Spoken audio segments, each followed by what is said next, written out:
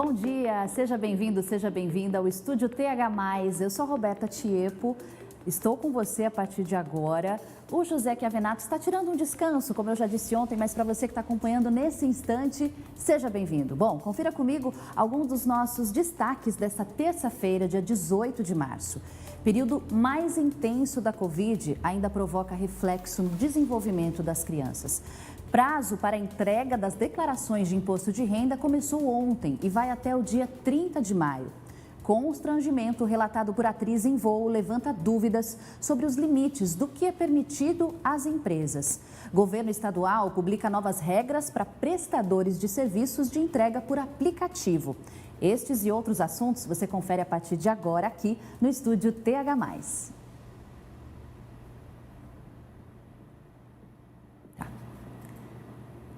Na coluna Um Olhar sobre o Mundo, hoje o professor Gilberto Abreu faz uma dura crítica às intimidações de Donald Trump contra o presidente da Ucrânia, Volodymyr Zelensky. Agora a gente volta, né? Tá. Agora eu tinha voltado a professor Gilberto, ela vai chamar a Brenda aqui. Volta agradecendo o professor, tá? Isso. Muito obrigada, professor. Agora a gente vai para o intervalo rapidinho, voltamos em instantes com mais Estúdio TH+.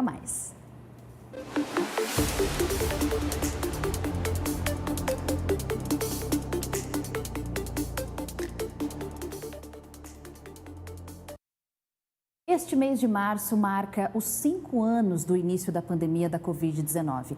A data traz um questionamento sobre os reflexos que a pandemia deixou na vida de todos, especialmente entre as crianças que viveram a primeira infância durante esse período. Para a gente entender melhor os reflexos da pandemia na saúde mental e também no comportamento das crianças e adultos, vamos conversar com a psicóloga clínica Ana Loureiro. Ana, seja muito bem-vinda ao Estúdio TH+. Prazer falar com você pela primeira vez. O Zé já conversou, mas a gente está se falando agora pela primeira vez. Eu que agradeço, bom dia a todos. Obrigada pela oportunidade de falar de um tema tão importante, que ainda estamos lidando, porque o Covid ainda ele tem, deixou essa taxas assim, de alta, às vezes, dá uma baixada. Sim, sim. As crianças, Ana, elas passaram pela primeira infância durante a pandemia, elas tiveram um desenvolvimento totalmente diferente das gerações anteriores. Sim. O que você observa que foram os principais impactos na vida dessas crianças? Bom, em consultório eu tenho recebido, crianças que ao ter contato, com a pandemia, elas acabaram desenvolvendo um medo excessivo, medo muitas das vezes de pegar doença, medo de perdas, porque muitas vezes tiveram perdas ali de familiares, tiveram perdas às vezes de parentes, então medo excessivo de perda. Tem crianças que desenvolveram um TOC, que é transtorno obsessivo compulsivo, que onde ela não pode pegar as coisas porque ali tem alguma doença, vai pegar alguma doença, então elas acabam desenvolvendo o TOC. E a questão de, muitas das vezes, que é desenvolvido pelo medo, ficar insegura, insegura de ficar sozinha, insegura, de que ela acaba se apegando aos responsáveis devido ao medo de perder, Então esse é um reflexo que eu vejo nas crianças e, por um lado também, não só a questão do medo, mas teve crianças que desenvolveram a questão da depressão também, Devido às percas, as crianças elas acabaram ficando, entrando no estado depressivo, e desenvolvendo a depressão pela tristeza, daquele momento, não saber lidar com o que vai acontecer no futuro, como que vai ser o futuro, as incertezas, sobre o futuro, como que ia ficar a família, o mundo, Então, esses três pontos, que eu falei do medo, o toque e a questão da depressão. Sim, porque foram assuntos muito fortes para crianças lidarem, Sim. E acho que foi forte até para os pais. Então, como é que um pai com medo não passa esse medo para a criança, doutora? Convive no ambiente, o ambiente ele muda, fica um ambiente assim, não é nervoso, mas fica um ambiente sobre o reflexo desse medo, que os pais vivenciam e acaba transparecendo para as crianças, E se para nós adultos já é difícil lidar, imagina para uma criança que ainda está em formação e que ainda não sabe lidar com as emoções, Então, acaba sendo um desafio, né? Foi um desafio para os pais, né? Em ter que ajudar, não somente a estruturar a si mesmo, mas as crianças também ali na casa, né? É importante observar, porque quando a gente fala das crianças da pandemia, a gente sempre pensa que são somente as crianças que nasceram quando aconteceu a pandemia, mas toda criança que teve essa infância nesse período. Sim. E por mais que alguns não apresentem aí nesse momento, não apresentaram o medo na época, hoje pode acabar desencadeando então, né, doutora? Pode. E o isolamento social, ele também limitou a socialização e a rotina escolar, né? Elas pararam de conviver um pouco, ficaram mais dentro de casa. E esse período certamente também afetou habilidades como a comunicação, a autonomia, a empatia, né? Coisas que a criança desenvolve estando no coletivo. Como é que os pais, de repente, podem ajudar para melhorar essa questão, doutora?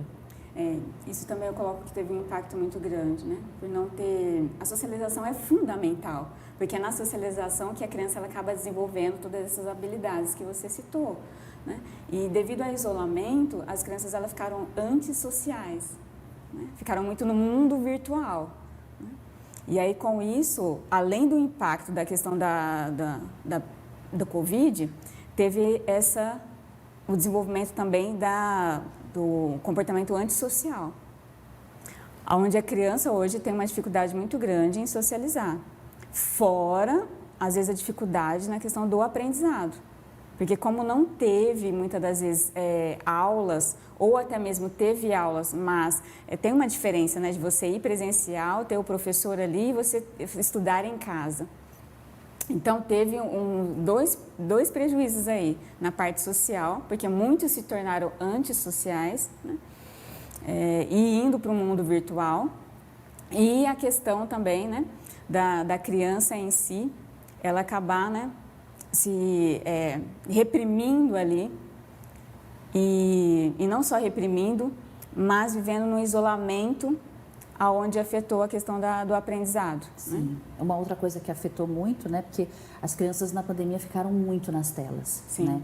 E começaram a estudar online, com o uso de celular, né? E hoje tem uma lei que proíbe celular nas escolas. É difícil para a criança entender essa mudança, né, doutora? A gente incentivou lá atrás e hoje aqui a gente está querendo limitar. Como é que lida com essa questão? Olha, é um desafio, né? Porque as telas em si é muito atrativo, né? A criança ela acaba se envolvendo ali e até mesmo desenvolvendo um comportamento de dependência daquilo, né? E aí, para tirar a criança, acaba sendo assim bem desafiador para os pais, né? Por isso que eu até não aconselho. É que na pandemia você não tinha muito recurso, né, de às vezes brincar com a criança ou às vezes, né, desenvolver atividades de esportes, né, de recreação com a criança, porque a gente não recebia visita, não podia sair de casa, né? Então o único recurso que tinha era a questão das telas. Mas cientificamente a tela não é indicado para a criança, né? Então assim, quando chega no meu consultório, eu posso entregar para o meu filho no celular, eu não aconselho. Porque depois, para tirar, é muito complicado. Muito. Né? Porque a criança, às vezes, vicia, só tem aquilo como atividade, né? Não quer outra coisa, né? Tem comportamentos inadequados, às vezes de explosão, de raiva, né? Porque tem crianças também que, por causa da tela, entram em depressão, porque é o único prazer que a criança tem. Então, assim, eu coloco que não é o ideal, né? Mas como foi algo que a família teve de recurso para poder ajudar a criança a se distrair, hoje eu vou colocando assim, vai reduzindo. Reduz ali, né? Se antes a criança ficava 5 horas na tela, vai para 4, vai para 3, né? Porque você reduzindo, né? Introduzindo outras atividades que sejam tão interessantes quanto a tela, né? Então, esporte, cursos, né? Recreação, né? Brincar, né? Levar a criança para correr, né? Para fazer atividades aí que sejam tão prazerosas quanto a tela. Sim. Eu fiquei pensando aqui se a criança não vai ficar ela não ficou mais egoísta depois da pandemia, porque ela não recebeu visitas, ela não tinha que compartilhar, não estava com os amigos, né? compartilhando nada. Aliás, não podia, porque tinha o vírus ali. Acabam ficando mais egoístas também, né? Aí é onde entra que os pais vão ter que estimular esse filho em tudo que for de oportunidade para compartilhar. Então, vou compartilhar. Não, se eu tenho brinquedo e eu não brinco mais, então vou separar meus brinquedos e vou, né, compartilhar com um amiguinho que não tem. Se eu tenho roupa, eu vou compartilhar, né? Se eu estou comendo alguma coisa e eu vejo que uma criança está ali perto, né, eu vou estimular que meu filho compartilhe. Então, quanto mais os pais estimularem para que essa criança compartilhe o que ela tem, não só de coisas, mas também as emoções. Eu vou lá e abraço, né? Ensino meu filho a abraçar, ensino meu filho as palavrinhas mágicas, que é obrigado, de nada, né? Por favor. Então, isso também faz com que a criança ela vença essa barreira e seja estimulada a ter mais empatia, a pensar no outro, a se colocar no lugar do outro, né? E a compartilhar. Nossa, agora você falou do abraço, eu pensei também na questão da frieza, né? Teve criança que não abraçou ninguém nesse período. Sim, e nem podia nem também, podia. né, abraçar, né? Exatamente. Então, é onde entra também uma outra dificuldade, né, que seria a questão de demonstrar afeto, carinho para com as outras crianças ou até mesmo com o adulto, né? Sim. E aí agora é hora de retomar, sabe, Roberta? Sim. É hora de retomar tudo, né? Então, eu faço com a criança aquilo que eu desejo que ela faça com os amiguinhos. Então, eu, pai, mãe, vou lá, vou abraçar, vou falar que amo, né? Vou dar atenção para essa criança. E aí, com isso, o pai é o exemplo, os pais são exemplos, né, de demonstrar carinho. Inclusive, eles estiveram mais presentes, né, em casa nesse período. Você acha que desenvolveu algum apego? A criança acaba desenvolvendo um apego também? Também. Se for uma família muito super protetora, aí tende a desenvolver uma dependência. E também é um problema que a gente tem também é um problema. dessa herança da pandemia para as crianças. Sim. Então, assim, para a gente, para todos os pais agora organizarem seus pensamentos. Então, um ponto de partida, então, é retomar, de vez em quando, tratar esses assuntos, explicar, de repente, para a criança, filho, agora você pode abraçar, eu sei que aquele período foi difícil, é legal ter esse diálogo? Sim. Na verdade, assim, é sempre interessante explicar o porquê. Por que eu estou abraçando? Qual que é a importância do abraço? Por que a gente está retomando algumas coisas que antes, na pandemia, não podia ser feito, né? Então, e para a criança também, Roberto, é interessante assim, entrar muito na linguagem da criança. Então, você pode utilizar livros ali infantis, que fala sobre o assunto, a gente encontra e trabalha também em consultório com livros infantis que contam a história da pandemia, né, o que aconteceu, porque aqui a gente está falando uma linguagem adulta. Se você for falar isso com a criança não vai entender. Mas se você utiliza uma história, se você utiliza conto, a criança vai entender, né, o que foi a pandemia e como fazer agora para poder lidar com a pós-pandemia. Não somente tem a questão de livros, né, mas tem videozinhos também, que são desenhos que você pode, até mesmo você pode jogar no Google, assim, né? Tem vários videozinhos ali no Google. No YouTube, né, que você pode utilizar com o seu filho, porque essa forma lúdica é a forma que a gente acessa o mundo da criança. E quanto mais lúdico for, mais ele vai compreender, entendeu? O que você tem que explicar para ele, como que você tem que ensinar ele. Perfeito. Bom, já que nós estamos conversando com uma psicóloga, vamos perguntar também da cabeça dos pais, né? Porque a gente também não saiu ileso dessa pandemia, né? Como é que, nesse contexto todo, como que isso pode ter influenciado a forma como a gente está criando e também educando os nossos filhos? Então, Roberta, eu vejo que entraria nisso que eu coloquei para você agora. Tem pais que desenvolveram uma superproteção, né?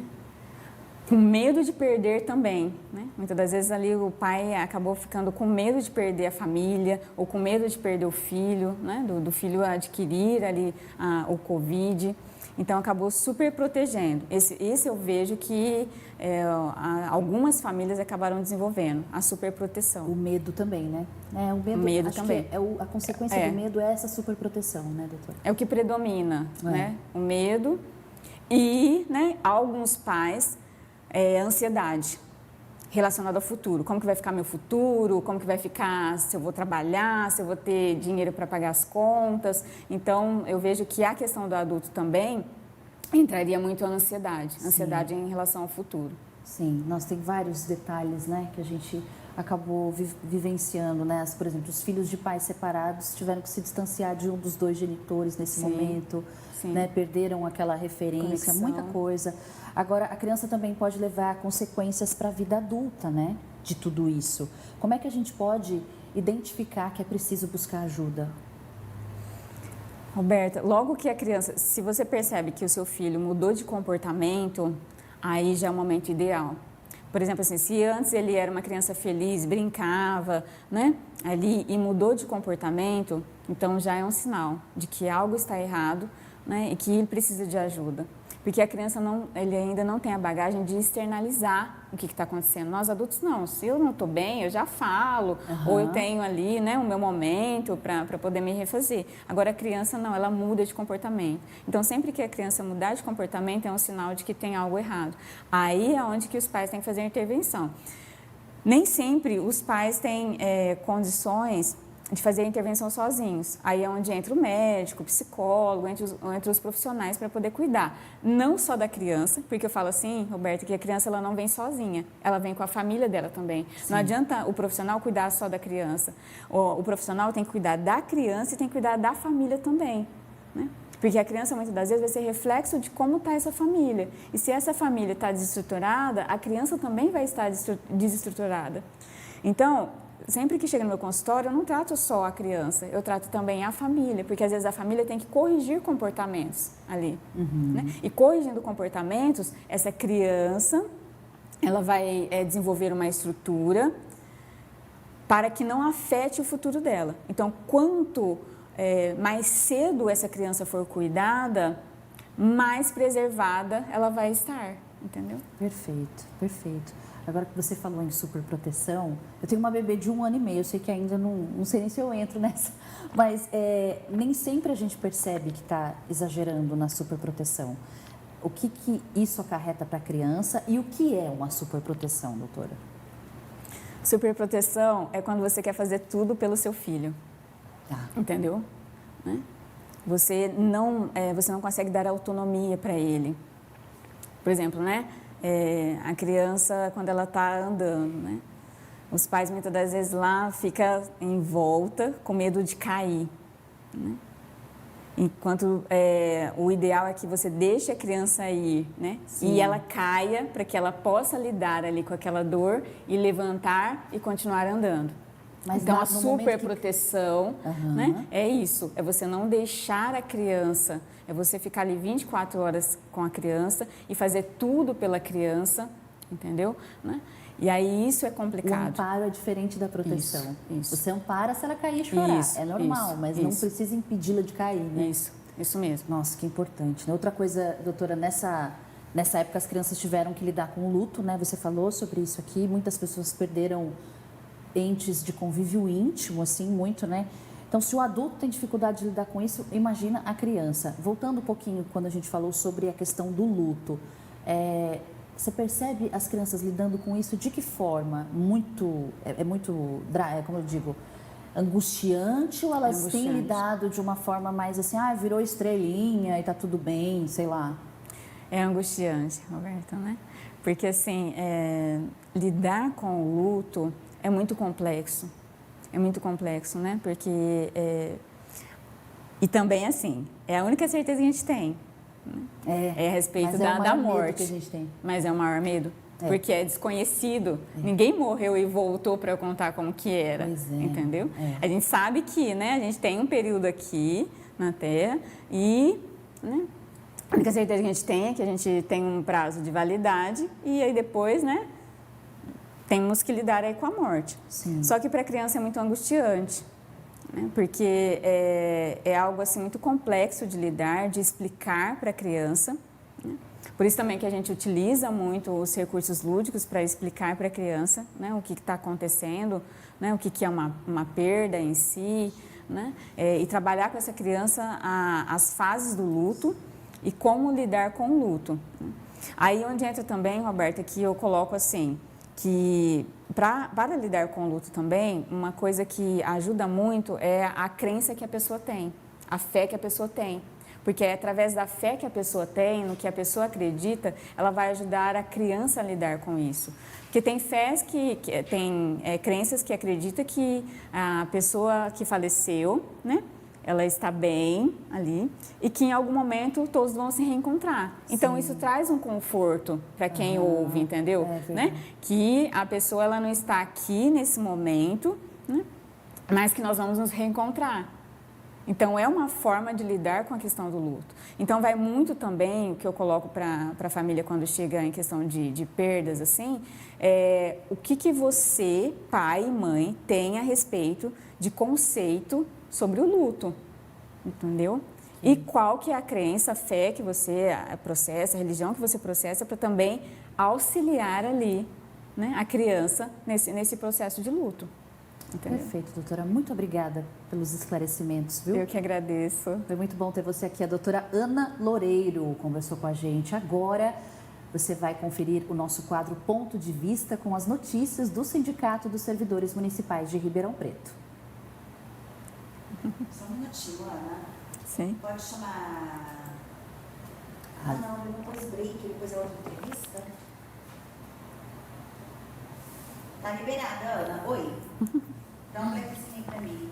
Roberta, obrigada, viu? Obrigada a Prazer você, em conhecer Desculpa, você. seu- Imagina. Eu me senti inteligente. A Juliana começou a me mandar perguntas e eu estava pensando aqui, achei ótimo. Ai, bobona. Tá liberada. Só que eu tirante. fingindo que eu que tinha criado. Tinha algumas ela Você me criou mandando, eu só... assim. Uau. Foi natural, não foi? Foi. Parecia que Foi assim, eu deixa eu ver o que eu posso contribuir. Deixa eu fazer alguma coisa, né, Ana? Nossa, Não vim mas é satisfazer- muito rápida. Eu não vim satisfazer meu corpinho gordo pela empresa. Mas foi muito rápida. Você tem conteúdo, né? Ana, já eu te mando as fotos. Já buscar meu aqui convidado.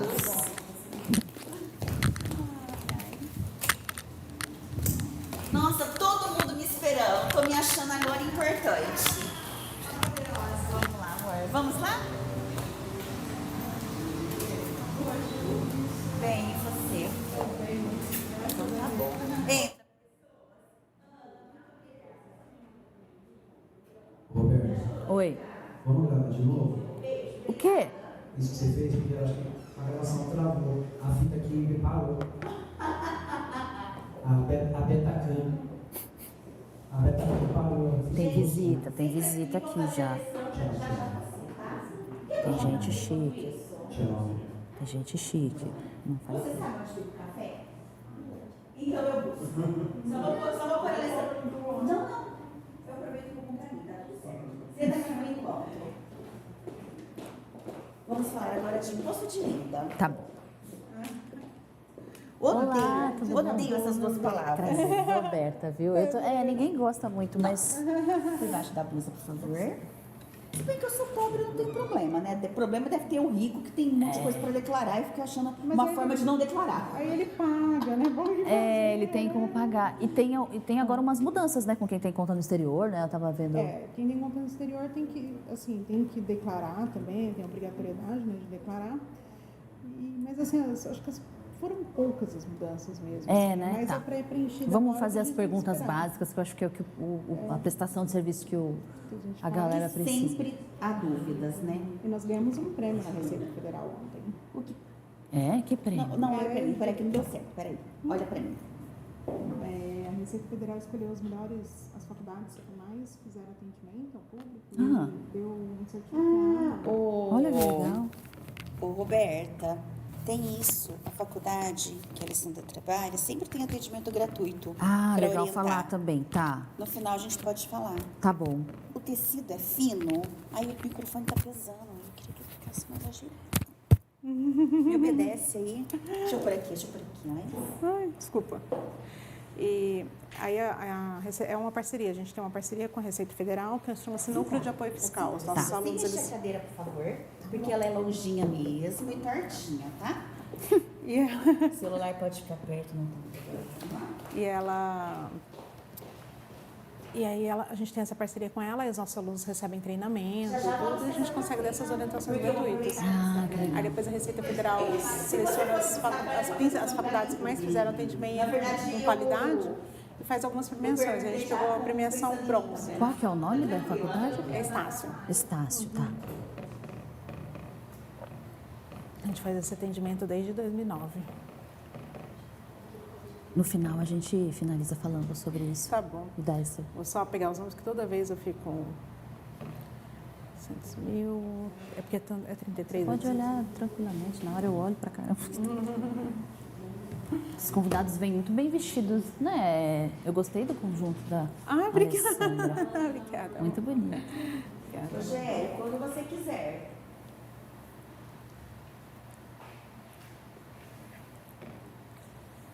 Podemos, Rogério? Espera um pouquinho, o Rogério não está aqui. Tá bom.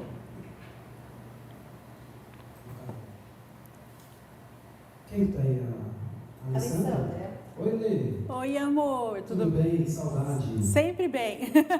Gente, das coisas. Júnior nossa, mostra. já todas as convidadas. Ele é gente boa. Ele trabalhou muito tempo junto lá. Eu sei. Ele é bonzinho com você? Ele foi legal com você lá? Foi sempre muito gentil, graças a Deus, né? Nossa, que sorte a sua. O Roberto é muito mal. Ele é Ele Vou te contar, viu? Ele é firme. Só porque eu deixo a rádio fora do ar, ele fica bravo. Vamos lá, vamos gravar. Vou- Peraí, atenção, estúdio. Vamos começar.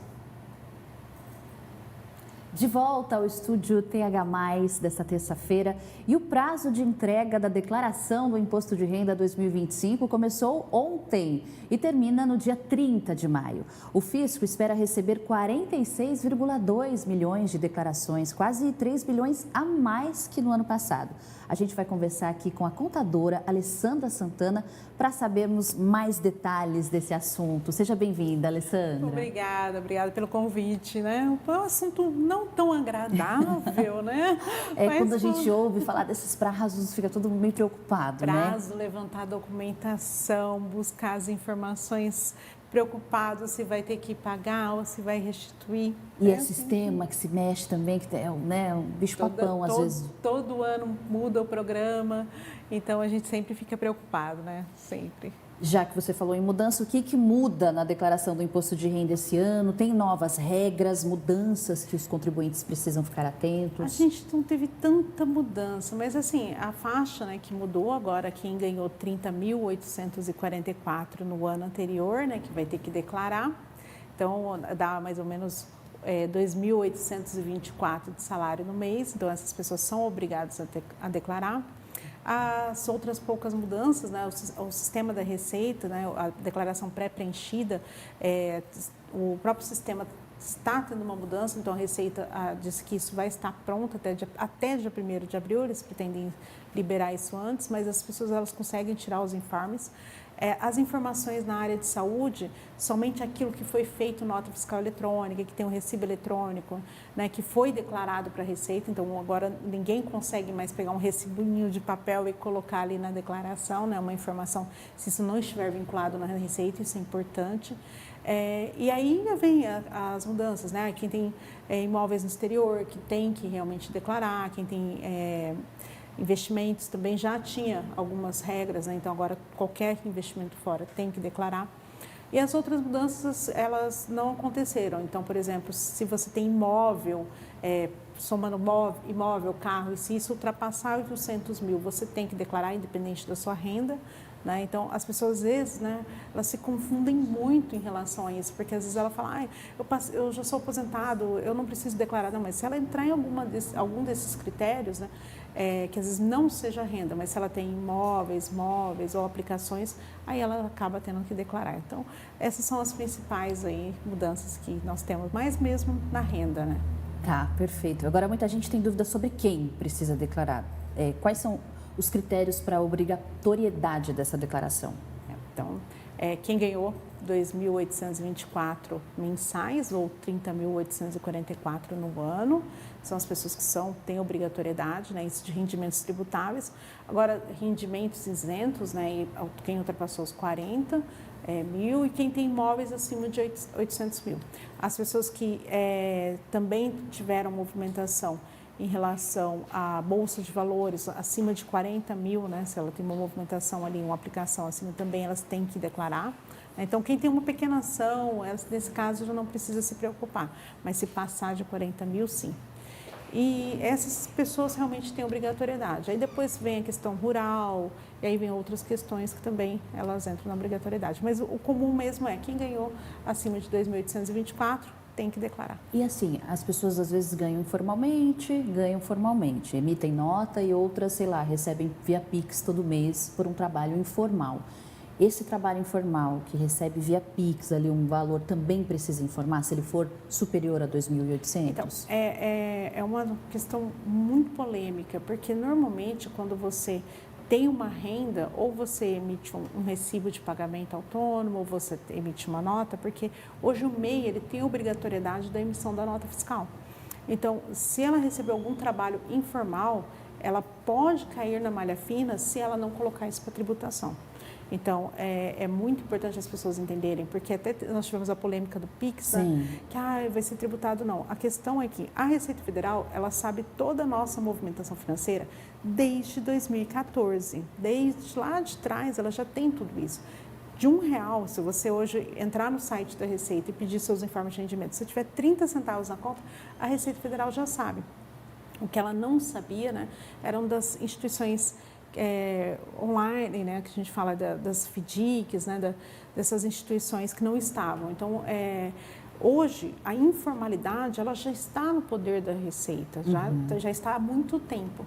Né? Então, vai caber muito à Receita se ela vai ter poder, não vou dizer poder, mas se ela vai se interessar, né, em fazer ali, colocar aquela pessoa na malha fina. Mas o correto é, qualquer receita que seja tributado, você tem que informar, porque senão você vai cair na malha fina. Tá. Falando da malha fina, vai mais uma vez, os erros mais comuns que você vê, Alessandra, na hora de preencher a declaração, como a gente pode evitar esses erros? Muitas pessoas querem preencher no olhômetro, né? A gente fala muito esse termo, sem estar com o documento na mão. E às vezes ela fala, eu acho que eu ganhei tanto. Não, ela tem que preencher exatamente aquilo que foi informado. A Receita Federal, vou fazer uma brincadeira, né? Mas é aquela esposa que já mexeu no celular do marido, já sabe tudo que tem ali, e aí ela só quer a sua confirmação. Então, qualquer informação errada que você coloca, você vai cair na malha. Primeiro você vai receber uma notificação para você ajustar, e se você não ajustar, aí você pode ir para a malha. Mas os maiores erros é lançamento em campo errado, deixar de informar, é o que mais acontece. A pessoa, às vezes, ela teve 2 atividades, 3, ela fez um serviço autônomo e ela não coloca aquilo. A Receita já tem essa informação pela movimentação financeira, ou seja, pelo próprio cruzamento de informação. Então, ela já tem tudo isso na mão. Sim. Perfeito. Aliás, essa analogia sua eu não vou esquecer nunca mais, da esposa que já mexeu no celular. É bem isso, ela sabe tudo da nossa vida. Porque a gente às vezes fala, mas eu não sou, eu ganho ali tanto, você acha que ela vai olhar para mim? Olha, então, né? Ela tem essa informação. Aí vem a questão se ela vai analisar, se ela não vai, se ela vai chamar para fazer essa auditoria, né, essa análise ou não. Sim. Alguma mudança no aplicativo esse ano, doutora? Não, o aplicativo está bem intuitivo, como já nos anos anteriores, está bem tranquilo, mas precisa ter mesmo assim, o conhecimento de onde lançar o quê, né? Para não lançar errado. Às vezes a pessoa pega um rendimento que é tributável, lança no campo isento, e isso pode sim ocasionar erros que podem até gerar multa, caso depois ela não corrija, se a Receita solicitar a correção. Perfeito. E quem tem direito à restituição? Como é que faz para receber o valor, o quanto antes? Como é que funciona? Quem vai receber antes? As pessoas que entregarem primeiro e também as pessoas que têm alguma doença grave na listagem, né, da própria Receita. Então, essas pessoas recebem antes. Então, quanto mais cedo você entregar, melhor. Mas entregar de forma correta, porque se você entrega faltando documento, faltando informação, o seu CPF pode ficar até bloqueado se você não fizer a correção. Então, é importante que as pessoas façam, mas façam com bastante cuidado, cautela em relação a essas informações. As restituições já começam no dia 30 de maio, então, dependendo das pessoas, dá até para guardar um dinheirinho para as férias de julho, né, caso tenha filhos aí. Mas a importância, a ordem é essa mesmo. Primeiro, as pessoas que têm doenças graves, depois as demais. As demais. Quem teve problemas com a declaração do ano passado, para fazer esse ano, Deve fazer esse ano mesmo assim? Tem que fazer. A declaração, ou se você está na malha do ano passado, isso não te impede de fazer a declaração desse ano. Você tem que fazer. Isso não impede. E um ponto muito importante que a gente tem que falar aqui. Tem muita gente que às vezes não tem obrigação de entregar, porque não passou desse valor de 2.824. Só que às vezes ela teve imposto de renda retido e ela pode pegar esse dinheiro de volta. Então o que acontece? Às vezes a pessoa, na hora que somou as férias, somou uma hora extra naquele mês, às vezes ela teve imposto de renda retido. E aí, na hora que ela faz a conta, fiquei em 30 mil, mas ela teve ali 50, 70 reais de imposto retido. E muitas pessoas não vão atrás desse dinheiro, esse dinheiro fica parado lá na Receita Federal. Então, que a gente sempre pede, para todo mundo olhar, pedir os informes de rendimento da empresa. Apareceu lá, imposto de renda retido. Mesmo que você não seja obrigado, pega aquele dinheiro é seu, independente do valor, ele é seu. Então é importante que as pessoas façam a declaração para pegar esse dinheiro de volta. Sim. E para quem é MEI, o prazo também começou? Alguma mudança significativa? MEI é um ponto importante, porque assim, o MEI ele tem que entregar a declaração do MEI, né, que entrega agora também, e ele tem que entregar a declaração do imposto de renda da pessoa física se ele entrar nos critérios. Tem muitos empreendedores individuais, né, muitos microempreendedores, que eles acham que apenas entregando o MEI está tudo certo, mas na verdade, se a renda dele passar desses critérios dos 30 mil, a lucratividade dele, aquilo que ele recebeu, ele também tem que entregar a declaração da pessoa física, porque uma coisa é ele entregar a declaração para o CNPJ dele, e outra coisa é ele entregar a declaração para o CPF dele. E tem muita gente que incorre nesse erro. Perfeito. Agora, você como uma contadora, quais são suas dicas, né, para quem quer organizar melhor as finanças, se preparar para o imposto de renda dos próximos anos, até mesmo desse que ainda dá tempo? O que é bom ir fazendo, assim? Montar a pasta, seja ela virtual, seja ela em papel, que é muito bom, mas às vezes acaba se perdendo. O que eu faço? Eu crio uma pasta de meu celular, né? Aquela, sabe, nas pastas de foto, Sim. que eu acho que muitos celulares têm esse. Você vai lá, coloca ali uma pasta chamada Documentos Importantes. Tudo que chegar, que for referente àquilo, que foi importante, um recibo de um médico, tudo, bate foto e deixa ali. Porque na hora que chegar nessa hora, você já vai ter essa documentação à mão. E claro, se possível, manter uma planilha, ou tem vários aplicativos gratuitos que fazem o controle das finanças, que vão te ajudar nesse momento agora. Agora, com a tua experiência, o pessoal deixa para os últimos dias, né? Sempre. Faltando documento, entregando errado, eu acho que, com a minha experiência, um número muito grande de pessoas. Um número muito grande. Quais são as consequências para quem deixa passar o prazo, para quem não entrega?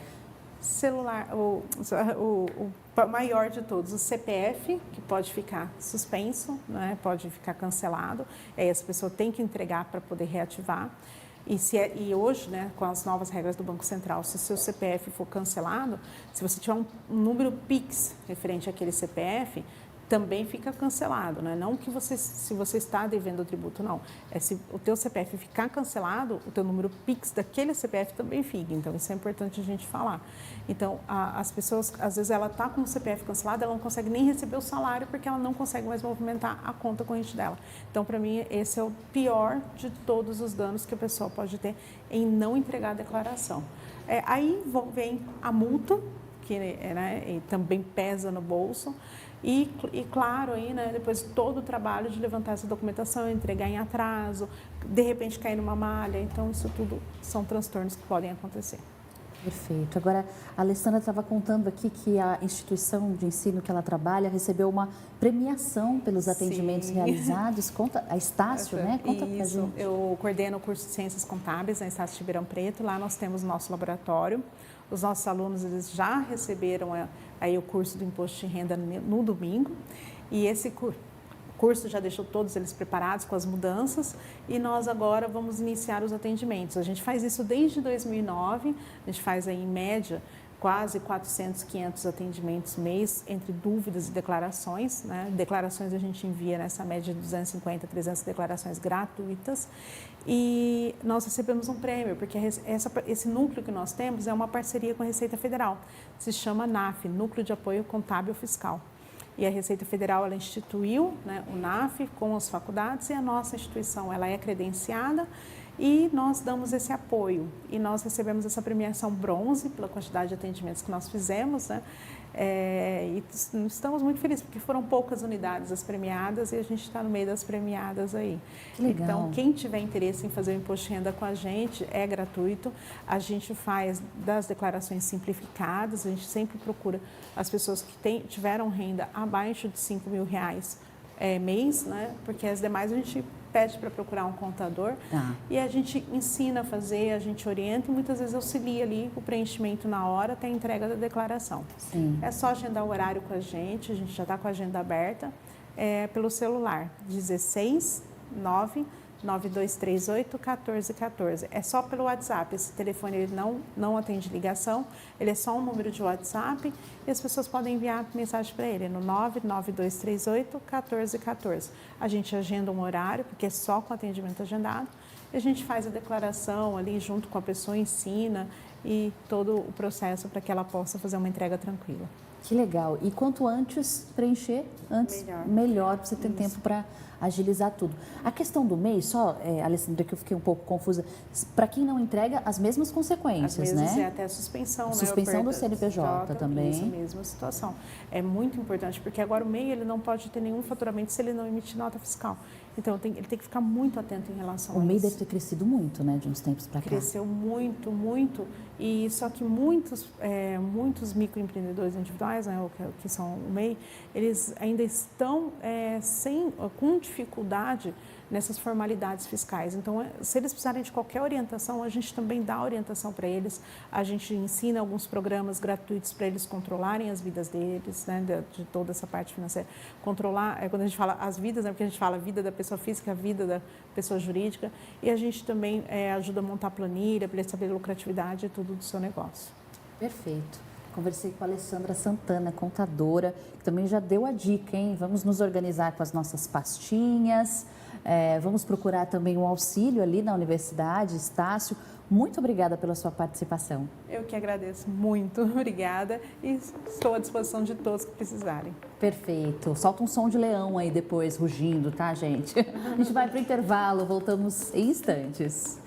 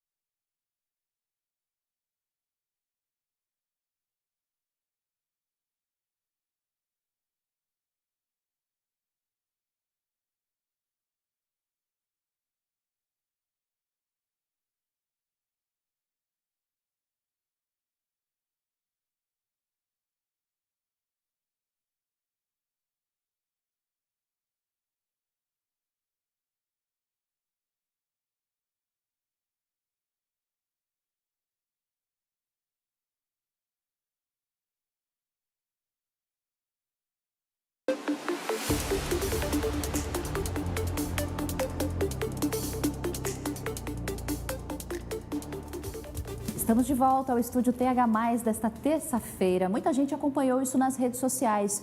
O constrangimento relatado pela atriz Ingrid Guimarães, que denunciou ter sido obrigada por funcionários da companhia aérea American Airlines a trocar de assento premium para um econômico. Isso levantou muitas dúvidas, sobre os direitos dos passageiros de avião. Afinal, quais os direitos dos consumidores, no caso, os passageiros, em situações como essa? Quais os limites do que é permitido às empresas? Nós vamos saber mais informações sobre o assunto com a advogada Catarina Naldi, que é especializada na área civil. Seja bem-vinda, doutora. Muito obrigada, bom dia a todos. Obrigada pela oportunidade de estar aqui e poder falar desse tema que gerou tanta polêmica essa semana e nesses dias. Sim, e que bom que a Ingrid deu luz para isso também, né? Isso, muito bom. É bom sempre a gente ter esses tipos de casos que agregam muita gente, que levanta o assunto, porque geralmente os consumidores não sabem que têm direitos, que existem deveres e precisam ficar alertas quando acontecem com eles também. Sim. No caso dela, ela alega ter sofrido um abuso moral, que eu acho que não foi... o jeito que falaram com ela também pegou ali, né? Em que situações uma realocação forçada ali de assento é considerada abusiva e ilegal também? É importante a gente entender que a realocação ela não é ilegal. Ela é um direito previsto para as empresas aéreas e ela pode ser aplicada em algumas situações. Por exemplo, overbooking, realocação de aeronave, quando a gente tem venda para uma aeronave, mas a gente precisa passar essa aeronave, esses passageiros para uma aeronave menor, problemas operacionais no aeroporto ou até dentro da própria empresa. Então, é uma prática legal. O que não pode acontecer são irregularidades diante do que está expresso no Código de Defesa do Consumidor e na ANAC, que foi o caso que aconteceu com a Ingrid, né? Abusividade no contato com o consumidor, abusividade na forma de solicitar essa realocação e principalmente a acepção de pessoa, porque nesse caso ela nos informou que a troca foi pautada por ela ser uma mulher que estava sozinha sentada numa poltrona. Então eles não podem fazer essa acepção entre quem seria melhor ou pior para a troca. Devem ter outros requisitos a serem seguidos e cumpridos pela operadora para que não seja considerado uma prática abusiva. Perfeito. O que aconteceu com a Ingrid foi um downgrade, né? Que está todo mundo falando desse termo. Eu queria que você explicasse e quais são os direitos do passageiro quando acontece isso, né? Quando ele é realocado para uma classe inferior a que ele pagou, é isso? Exatamente. O downgrade, ele significa rebaixamento. Então, todas as vezes que a companhia aérea te realoca para uma classe inferior a que você contratou, existe esse downgrade. E como eu disse, pode ser por vários motivos, né? Não necessariamente como aconteceu no caso dela, que foi dentro da própria aeronave por uma questão de assento quebrado, mas pode acontecer por venda, a empresa vendeu passagens a mais do que deveria, ou a aeronave quebrou e precisa ser realocada, então existe uma série de motivos que validam o downgrade. Mas nesses casos em específicos em que há necessidade de realocar o passageiro, nós temos duas hipóteses imediatas que podem ser cumpridas pelo consumidor. A primeira, ele pode aceitar essa realocação e nesse momento ele vai ter direito ao reembolso parcial do valor. Ou seja, ele contratou um valor, mas o serviço prestado está sendo prestado por outro valor. Então, imediatamente após o desembarque, ele precisa se dirigir até a empresa aérea, o balcão da empresa aérea, e solicitar que seja feito o reembolso da diferença do valor. Porque muito provavelmente ele pagou por um valor a mais e ele usufruiu um serviço de valor a menor. Então, esse procedimento ele precisa ser imediato após o desembarque. Ou o consumidor pode também solicitar o reembolso integral do valor pago, porque ele não usufruiu daquele assento que ele havia contratado. Mas, nesse caso, para ter direito ao reembolso integral, o consumidor ele não pode usufruir da viagem. Então, ele desembarca naquele momento, ele se nega a prosseguir no voo e aí ele teria direito ao reembolso integral. Lembrando que, nos casos de downgrade, que a gente pode... que não esteja dentro do mesmo voo, como foi o caso da Ingrid, que foi apenas uma troca de assento, pensando em downgrade que você vai ter que passar um tempo a mais no aeroporto ou você vai ter que até pernoitar, todas essas despesas são de responsabilidade da companhia aérea. Então, a companhia aérea ela tem por dever de fornecer para você transporte, se necessário, a pernoite, se necessário, alimentação, se necessário. E nesse ponto é importante que tudo fique registrado pelo consumidor, porque se porventura tiver algum entrave na restituição desses valores, ele precisa ter essa documentação para poder solicitar esse reembolso depois, ou diretamente para a empresa aérea, ou através dos meios extrajudiciais e judiciais. E se a pessoa se negar, por exemplo, ali no voo, não, eu quero continuar nesse assento, não quero ir para outro assento? Nós temos duas opções. Existem critérios que as empresas aéreas elas podem adotar para estabelecer quem iria trocar de lugar ou não, né? Então, nesse caso, se o passageiro se nega, não é um procedimento padrão, aconteceu o que aconteceu com a Ingrid, que foi a coação, a exigência, a obrigatoriedade, uma arbitrariedade na troca.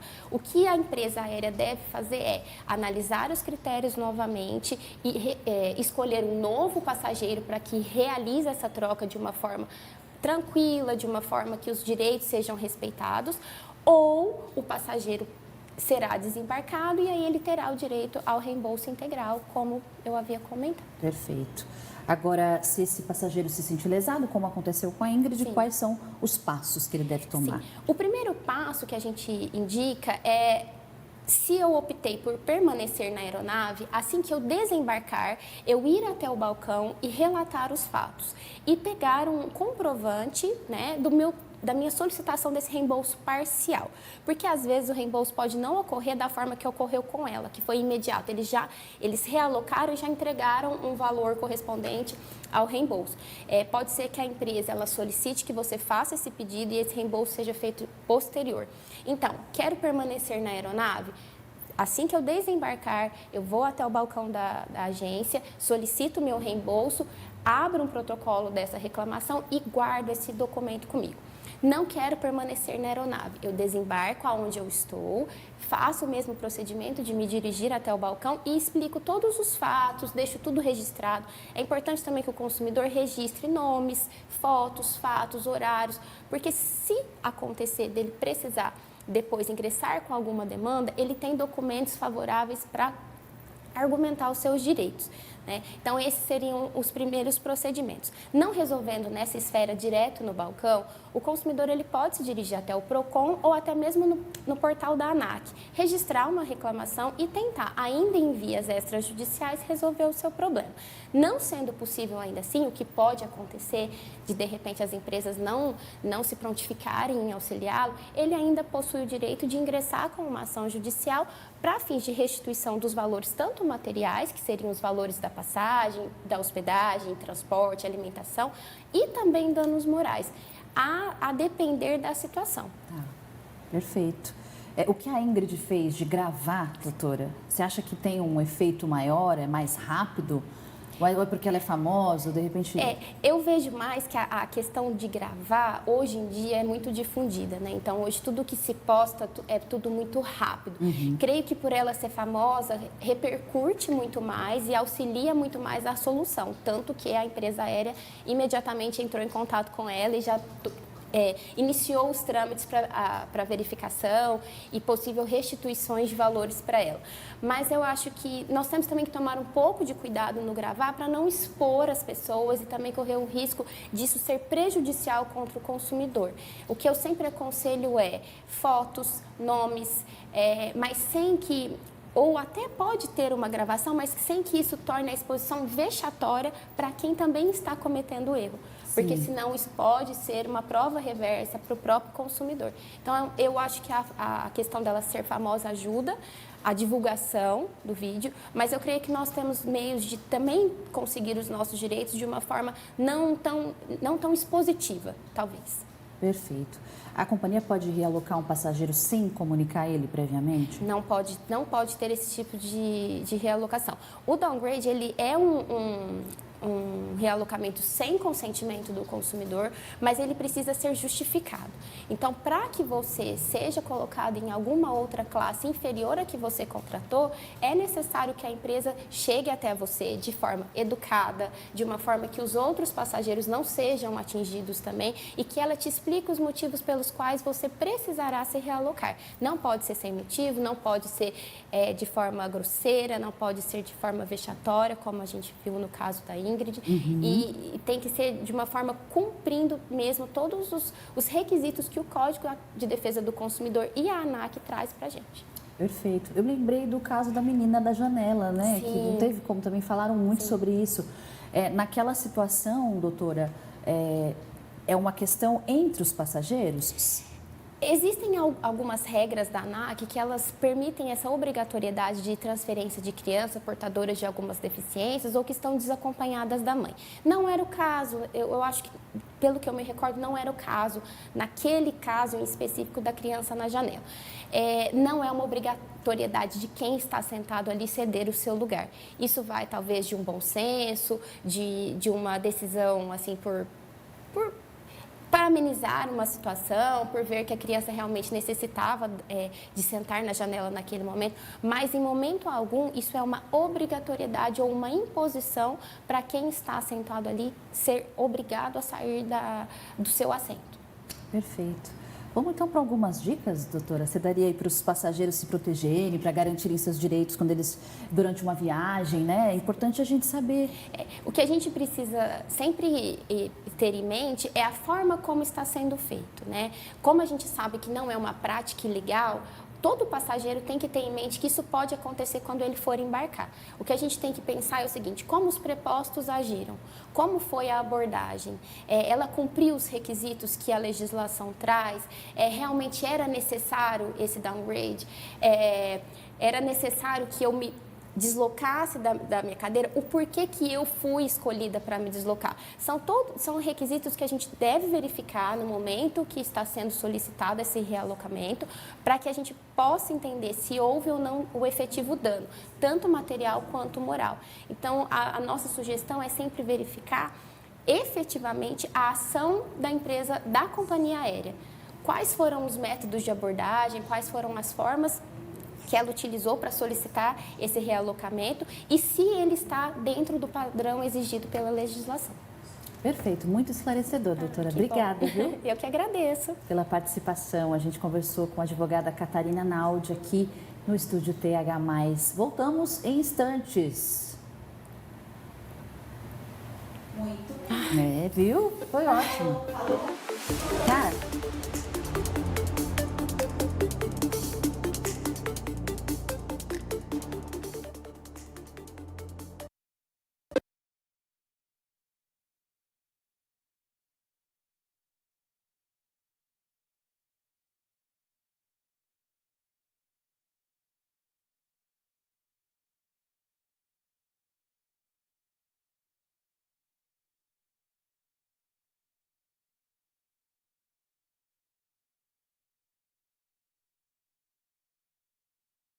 é um remoto, né? Oi? É remoto, não é? Não está online nada, viu? Mas ele não entrou. Peraí que eu vou ligar para ele. Não? Eu mandei o WhatsApp, cobrando.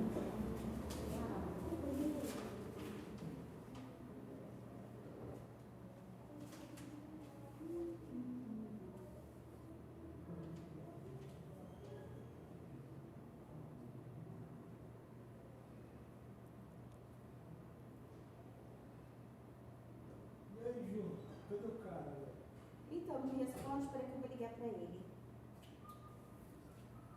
Deu cara, né? A gente precisa agilizar. Não quer vazar. Eu quero vazar. Eu nem comecei a marcar as fotos de segunda-feira, que eu saí do Diogo e já vim pra cá. É a última coisa, né? É. Então no roteiro era a última. Vou tirar assim. Porque é vida, porque por enquanto só sei o que é isso daqui. Como é que é? Quantos anos aí vivendo só Tati em inglês todos? Vocês já acostumaram a falar TVTH+, TVTH+? Mas é muito melhor. O nome do programa eu penso pra falar. É que, tipo assim, quando eu vou falar alguma coisa assim, logo mais, na TH+, entendeu? Aí fica meio... Mas é muito melhor falar na TH mais TV do que Ah, sim, na TV Tati, TV né? Tati. Tati é meio, tipo, Tati Bitati. Gente, ele não me entende. Chamei o Valmir. Valmir, será que você marcou com ele pra ver se está muito fora do horário, né?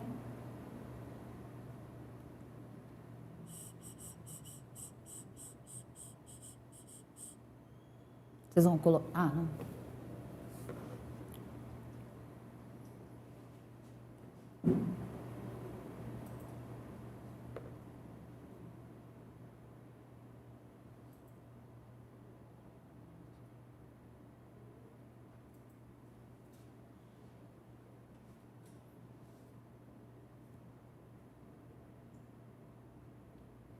Filha da Darcy recebeu alta, ó, que legal.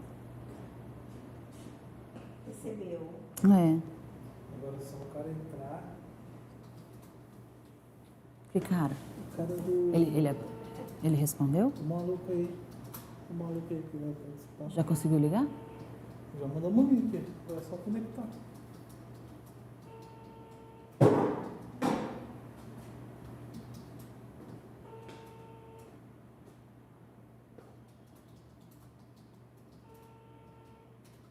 Ai, deixa eu ver aqui. Ô, Ju.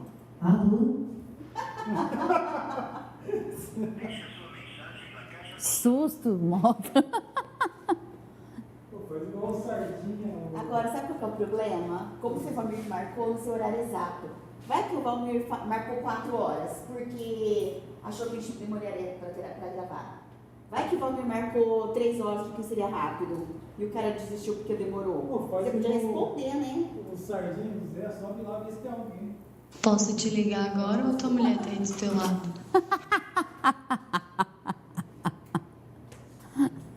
Espera aí, a mulher tá aqui,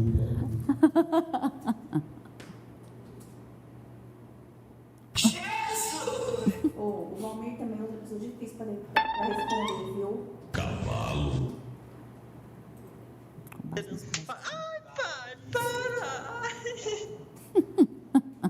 Ó, mas se a gente falou que com essa gravação 2h30, 3h30, 1 hora de programa, 4 horas era pra gente estar acabando de gravar, ou seja, ninguém marcou 4 horas com o cara. Não, né? Ninguém marcou 4 horas com o cara. Roberto, vamos dar só mais 5 minutinhos. Tá falando pro Rogério que se ele não conectar. Ele fala na a segunda gente qualquer pode coisa dele. terminar, mas vai ficar um programa menor, mas aí na terça eu estendo um pouquinho a borda, começo a morar um pouquinho mais cedo. Se você quiser, eu mesma falo assim, é Roberta, traz informações da Nova Brasil.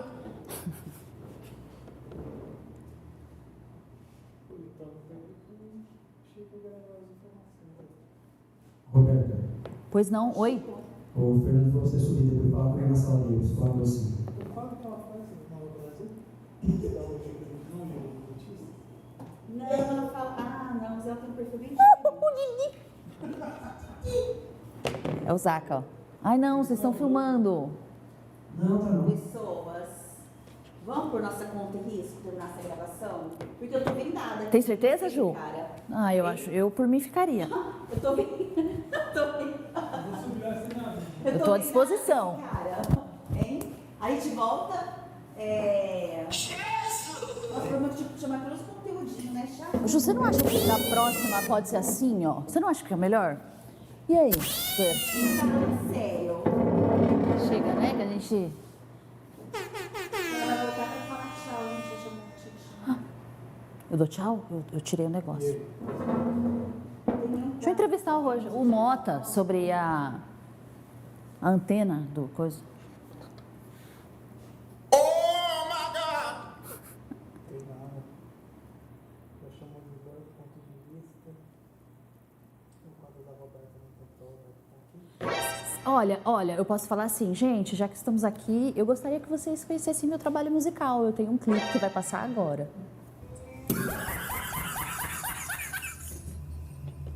Tem nada a ver, né? A gente faz um... Ô, Rogério, vamos encerrar essa jossa. Não, peraí que tá gravando um áudio, convidado. Tá vendo? Esperamos demais. Tô brincando.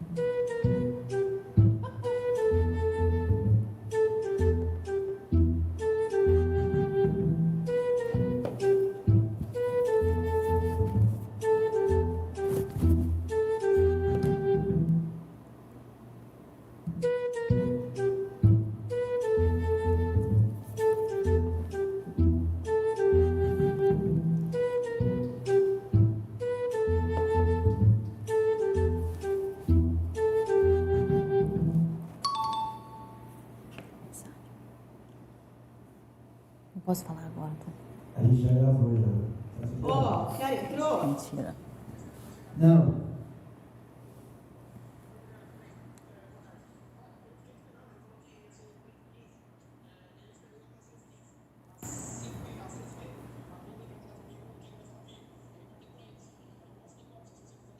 Ele falou que era 3h15. Putz, eu não Mas sabe. como que ele falou que era 3h15, Roberto? Se o cara tá no bloco 4, a gente começou a gravar, são 12h30. Me fala, Roberta. Ele fez o roteiro. Será que ele falou 4? Bom, não. Não Ele tem fez o como. roteiro, o cara é o último. Eu falei que a gente consegue gravar 12h30, como que ele falou 3h15? Acho que ele se confundiu, né?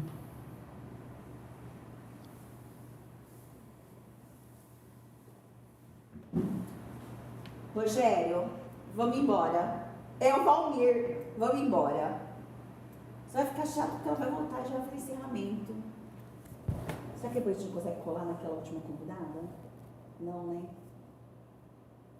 Quer que eu fale alguma coisa pra Olha que ela despediu daquela convidada? Quer que eu falo do portal, alguma coisa assim? Quero. É portal, como é que é mesmo? TH+. Se bem que a gente está entrando, ó, thmais.com.br. Ela vai falar uma coisa do portal. Olha, o Estúdio TH+ está terminando por aqui. Fica a dica para você que quer se manter informado. Acesse thmais.com.br. Com informações de Ribeirão Preto e região. Isso. Tá, E eu volto amanhã. tá bom. Pode ir? Pode ir? Tá ruim? Pode ir. Roberta, quando quiser. Tá.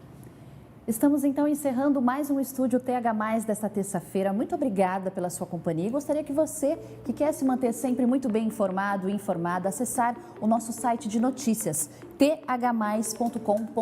É um portal com notícias de Ribeirão Preto e região. Muito obrigada e até amanhã.